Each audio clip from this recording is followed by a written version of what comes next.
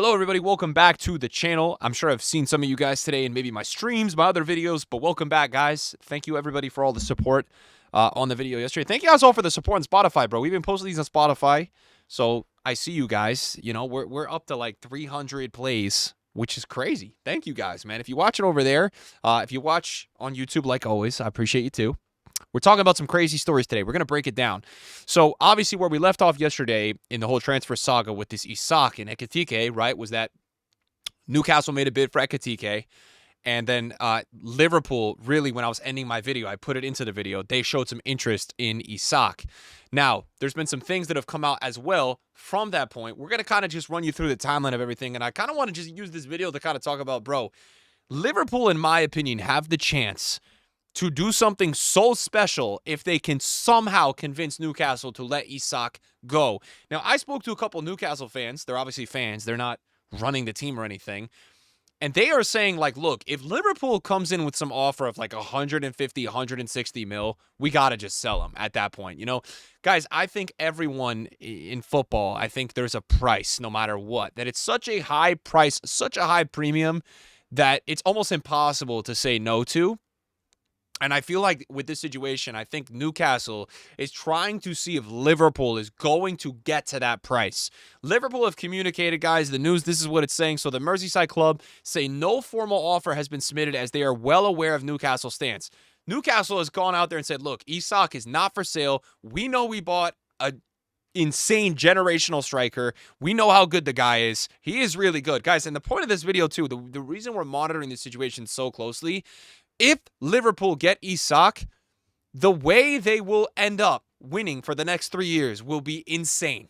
I'm telling you right now, you're talking about a team that has done what they've done with some great players in that team, but mainly with the core of Alisson, VVD, Salah, Trent, who I don't think has been performing as well, is still solid. Robertson, who's a bit past it at this point, with all due respect to him, he's a legend at Liverpool. And, you know, a prime Mane, how they're seamlessly keeping Salah now, who's pretty much just at his second prime this season. VVD is back from the injury, looks great. Alisson is in the form of his life. They've brought in a couple of midfielders who are great, really quietly over the last couple of years. They will still have Diaz, who may, you know, end up going. They have Chiesa. They've brought in Wirtz. They've got all this versatility alongside Salah, all this help. They've brought in fullbacks. Frimpong looked great in the Preston friendly that I saw. Kirkes. They're doing a big bit of business, and they're looking like, look, they're not here to just compete. They're trying to conquer and destroy everyone. I'm telling you right now, if Liverpool can figure out this striker situation and get Isak, oh my goodness, guys, they're going to be unstoppable. They're going to be unstoppable. They're going to be on for, like, we're talking 100 points level good. I'm telling you, I love Isak, you know, and I've watched tape of Isak. I've watched tape of Ekitike. Guys, I'm going to be quite real with you, and I said this stance today, and we're going to break down some more of this news. Ekitike, the price that he's getting bid up at, it's crazy. For me, it's too much. You know, let me pull up the story of the actual bid, right? Liverpool made contact with Frankfurt over Hugo Ekitike. Listen to this, right? The Athletic reported on July 14th that Newcastle tried to secure Ekitike via an offer around 75 mil, that would be $87 million, 65 million pounds, which was turned down. Frankfurt said no to that. Frankfurt said no to that because they know they're going to be able to get more. They know teams want him. There's a lot of teams in world football right now that are looking to add a striker. I genuinely think all of you would agree that we're at a point in football where the striker position, we have the least amount of good strikers we've had in the last 4 or 5 years than we had ever. You look back at the 10, 15 years ago, it was a plethora of amazing strikers. You've hardly got any now. So you've got teams now bidding up on this guy, Hugo Ekitike, who I've seen the tape. He's got moments that look good. Still a really raw potential player. You watch things of his last 30 shots, nothing insanely special. Very quick player. All right, a little more versatile in that striker position because he can also create his own chance, which is unique. If he cleans up the finishing ability, he'll be phenomenal because he's very fast. His understanding of the game is good. But, you know, this is going to be one of those situations where this might be a player that ends up getting bought for 100 mil. That might be what Frankfurt are holding out for. So the story from The Athletic, who I trust more than anything, The Athletic with Ornstein, they really write stuff that's reliable. They have now received an approach from Liverpool too as the Premier League champions work to bolster their attack with a new striker. Now, Darwin, guys, has been linked with Al Hilal and a Serie A club as well. So that is expected to heat up this week or next week, it's been reported. It comes amid Liverpool's pursuit of Newcastle forward Alexander Isak. So, guys, people are getting all this confused. Liverpool have first gone to Isak. That's where they're going first. And that's what I'm going to tell you in this video. If Ekitike is 100 mil, at that point, Liverpool need to try to break the bank for someone that is, again, unbuyable in the eyes of Newcastle. They need to make them such an offer that it's just too good to resist. And there's no one else in the run for Isak, guys. You know, I think Isak as a player, there's probably only one other club he would go to, and it's Liverpool. We've known that he likes Liverpool. We've heard it, right? They don't want to sell him, so make them an offer that's so good. I am of the opinion that if you're going to spend 100 million on Ekitike, he's a good player. Isak is a great player. Isak is much better than Ekitike, and I think for the Liverpool side of things, it makes them unbelievably, insane. Now, they will be absolutely breaking the bank this transfer window. It will be probably... It's got to be in the top 5 windows of spending all time. You're bringing in Wirtz for whatever. It was like 150, Frimpong, Kirkez, and then it would be Isak. But that makes things more interesting. You know, if that type of thing does happen, Liverpool just rejected a 68 million bid from Bayern Munich because they also feel like they want to keep Diaz. Diaz has made it very clear that he wants to leave, or he would be open to leaving. So what's going to happen there? You know, if they're going for a real bid of some crazy amount for Isak, do they open the door? We've seen, again, another report today. Deco is fantasizing about Diaz. I watched another report today. Deco wants this guy so badly. So is Barca going to put in a crazy bid? Are they going to be able to get some crazy amount for Diaz now that people are putting in bids? It's all unfolding. Newcastle are trying to land Ekitike this summer for a third time following failed attempts in January and the summer of 2022. The Athletic reported on Tuesday that Liverpool's focus when it comes to incomings is on finding a number 9 as they seek to strengthen their forward line. They are open to offers from Darwin Núñez, while winger Luis Diaz has informed the club of his desire to leave. Though Liverpool have approached Newcastle over Isak, the St. James Park club stance is that the Swede is not for sale.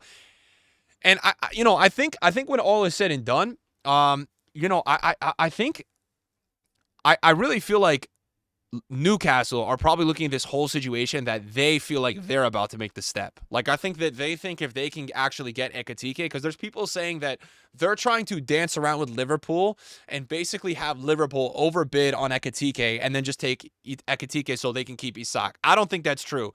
Newcastle are too good of a team to be doing that. I think they really think they're going to be able to make a huge push, and I think they're getting ready. You look at the Premier League, you look at what Liverpool have already brought in, you look at what Arsenal is doing, you look at how Chelsea look. This Man City, this Premier League is going to be crazy. So teams are going to have to just deal with it and make upgrades, and I think that's how Newcastle are looking at it. We also saw it come out about Newcastle that they're just going to want to play 2 striker now. That's the way they're going out. They want to get Ekitike and Isak and run those 2 up top. Fabrizio Romano, for what it's worth, he has said Liverpool made contact for Hugo Ekitike on Monday before approached to Newcastle for Isak. So I guess I said that wrong. So I guess they went for Ekitike first. Oh, I thought I said that the other way. Well, anyways, story remains the same. Liverpool want Isak with bid ready, but no doors open for Newcastle. If there is no Isak, Liverpool will enter the Ekitike race. And by the way, guys, a fellow Frankfurt player, Marmoush, look at how he turned out. He is crazy. I'm telling you right now, if you want a bit of a bet for this upcoming season, Marmoush is going to go nuts this season. I'm telling you. The guy looked insane last year. He's going to go crazy. Hugo Ekitike remains the other option on Liverpool list if Isak deal can't be agreed on Newcastle. So Ekitike will be playing at another club. Just a couple quick stories to run through, guys. Several clubs have started to make their move for Nicholas Jackson as his exit from Chelsea remains possible. Guys, Jackson is gone.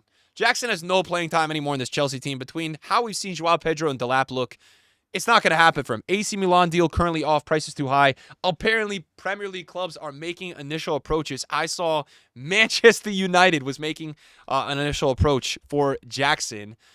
This was an interesting one that this isn't transfer related. I just like to include some news in here because I like yapping about the football with you guys. Jude Bellingham successfully completed his shoulder surgery. It's not about the surgery or the injury or anything, right? He's going to be out for 3 months, so it's a little bit of a miss for them just to start the season. It's better to do these things now. It kind of makes sense to me why Jude was maybe not as Jude-level consistency or crazy as we had seen. That makes sense to me. It kind of is one of those things where I saw this, and I'm like, oh, okay, that's why he looked like 10 or 15% as good as he previously did. Guys, this is one of the last stories we're going to talk about. This one to me is so weird. I know this guy wants to be Messi's bodyguard, but what, man? Bro, it's a World Cup year, right? This is a World Cup year, and this guy wants to go piss around and play in the MLS. Look, look, I love America, guys. MLS is just, it's so bad, man. Like, especially the defending is so bad.